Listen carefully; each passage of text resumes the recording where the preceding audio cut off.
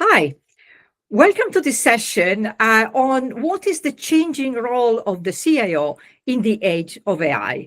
I'm absolutely delighted to have Breno Gentile here with me. We work together, and he's an ex-CIO across many companies. So, Breno, thank you so much for joining. Maybe do you want to give a bit of introduction about your past and your Yes, present in the CIO world? yes, very happy to. It's a pleasure to be here with you, Elizabeth. So about myself, I'm Breno. I have a career in as a CIO and CTO, particularly in consumer goods industry. So I have worked at Kraft Foods. I have worked almost 15 years at British American Tobacco, and I have the pleasure of working with you, Elizabeth, at Heineken not long ago. So good memories of working together. From a personal side, I'm Brazilian, so you might see a bit of my accent, but I live in London now for almost 10 years. I love sailing, and I just finished doing a bit of a big adventure of sailing, crossing the ocean of the Atlantic Ocean, but I also love tennis, married, have two boys. But for the purpose of today, very excited to talk about the role of the CIO in the AI space, Elizabeth. And thank you again so much. Now, AI has changed the world, but data has started to change the world before AI came to be so prominent. And with all this, the role of the CIO has completely changed because we move from applications to much more complex ecosystems where data needs to flow. So what does it mean to be a CIO in the age of AI? And what are the characteristics of a CIO leading in this Yeah, age of AI? I like to even start one step before the role of the CIO, which is also what has changed for organizations in the age of AI. And AI, I like to think of AI almost like electricity. It's a revolution in terms of what can you do.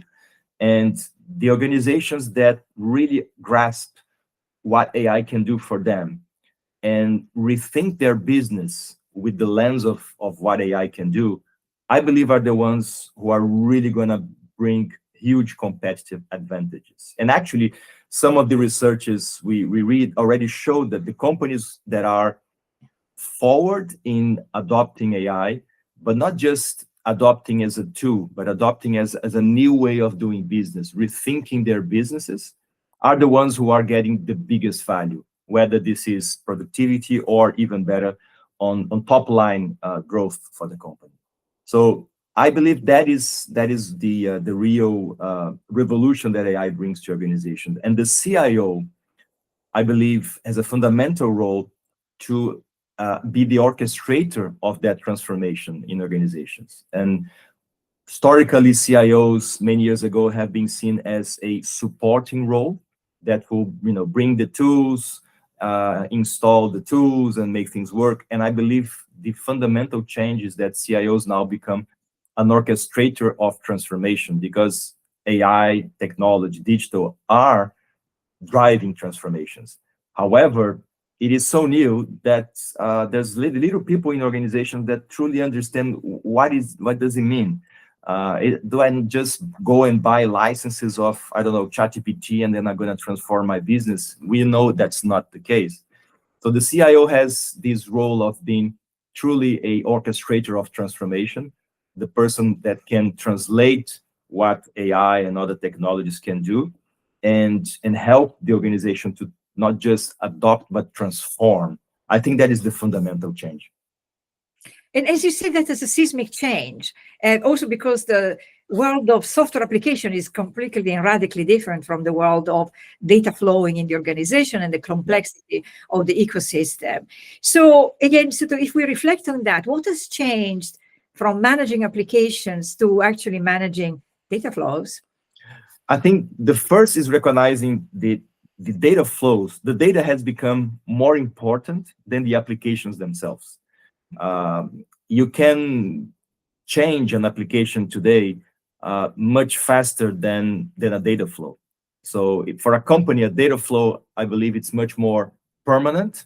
So if I am a company that have customers, sales, materials. These are part of my business. These are permanent flows of value. Applications, how I use this data, I think they will be much more volatile. They will be changed.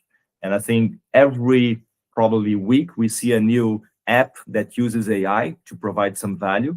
And I believe organizations should have much more flexibility to plug, remove, disconnect, and add new applications.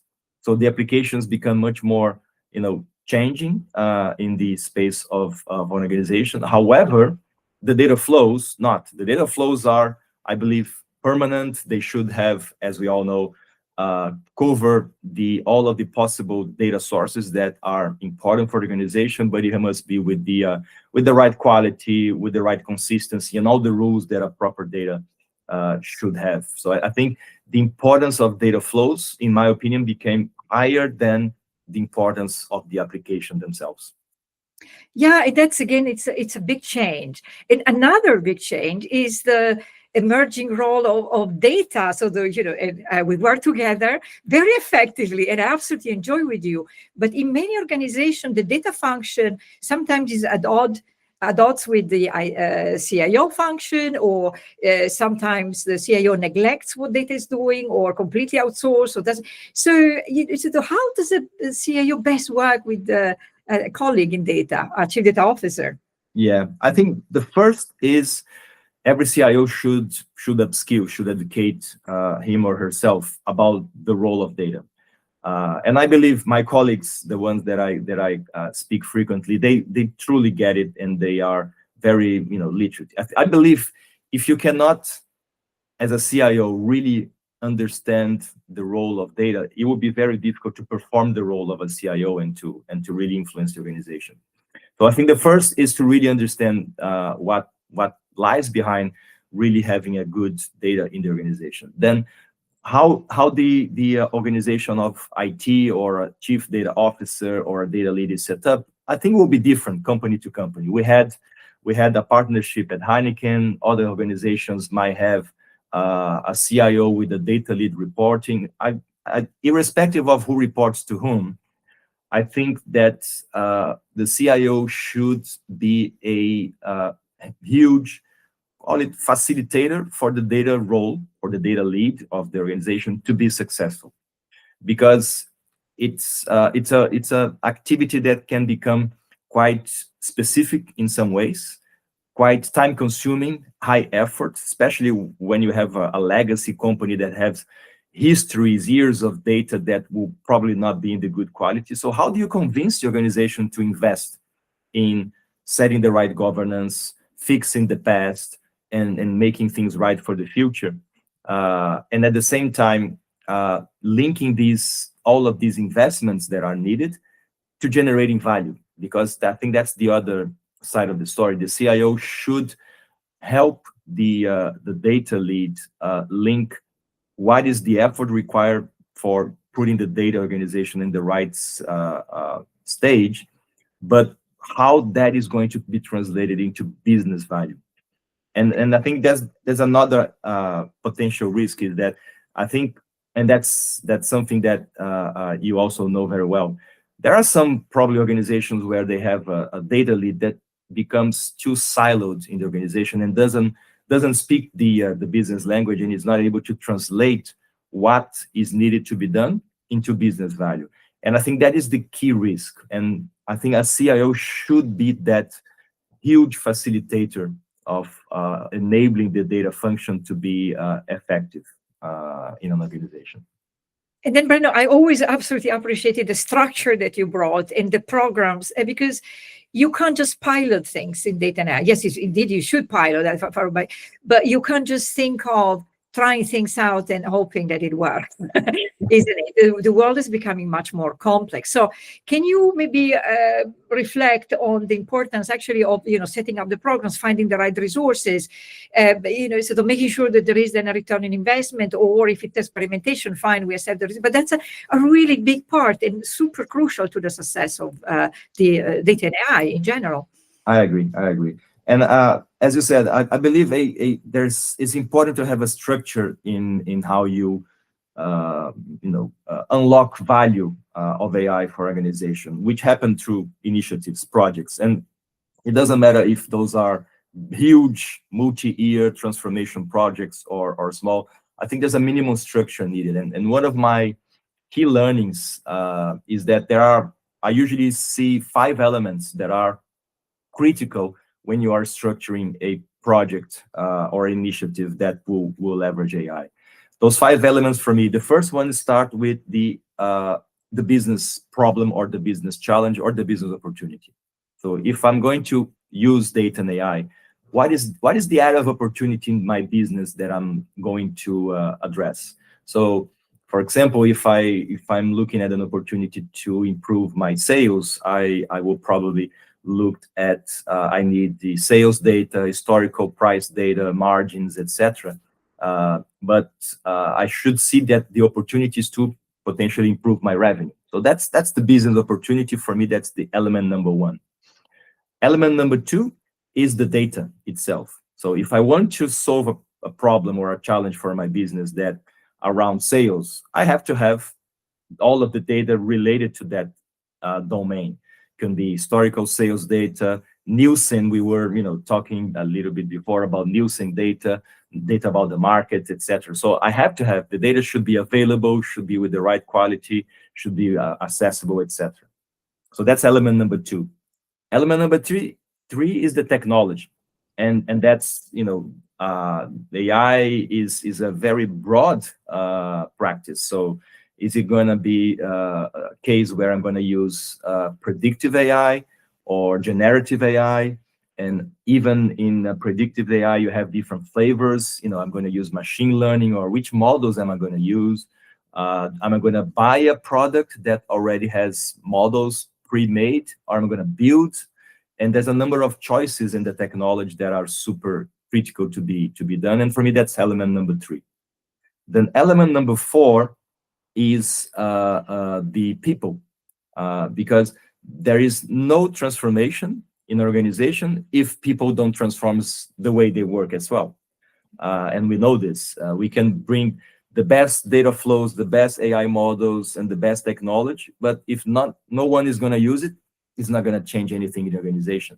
So there's the role of change management, which is and then sometimes it's educating people, sometimes it's changing their job.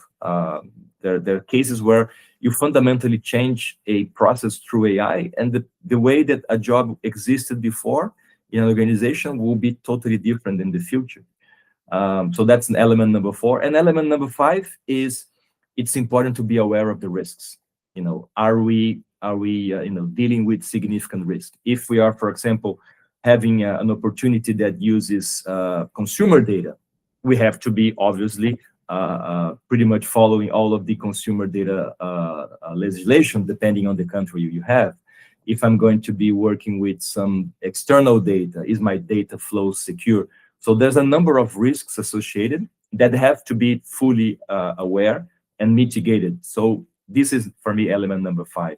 So when I think of a initiative, whether it's small, medium, or large, about AI, I try to always make sure that I'm covering those 5 elements in my program. I hope that makes sense. No, it does. And so if you had to give some advice to a CIO that is new to this world, so where should they start, and what your advice would be based on your experience? I believe for me, the best advice I would give is there are probably a lot of, there is hype, there is risk, there are a lot of things that can go wrong. You can invest and don't have the return on the investment in AI. I think there are many things that can go wrong. But I fundamentally believe that the biggest risk today for a CIO of organization in relation to AI is not doing anything. Because if you sit still, or if your organization sits still, others will be in a better position, will become more competitive. And as a CIO, if you don't become literate, educated, and really in the forefront of AI, I'm not sure you'll be as valuable to organizations as others who are. And I think it's probably also general thinking of AI, there's a lot of fear that AI might, make jobs disappear. And I believe there might be some jobs that will disappear, but I fundamentally believe that jobs will change. And those who change themselves and become best in using AI in their jobs, I believe will be the ones that will become more valuable than the ones who don't. So that would be my advice. Fantastic. Well, thank you so much, Breno. My pleasure, Elizabeth. Thank you. Bye-bye. Bye.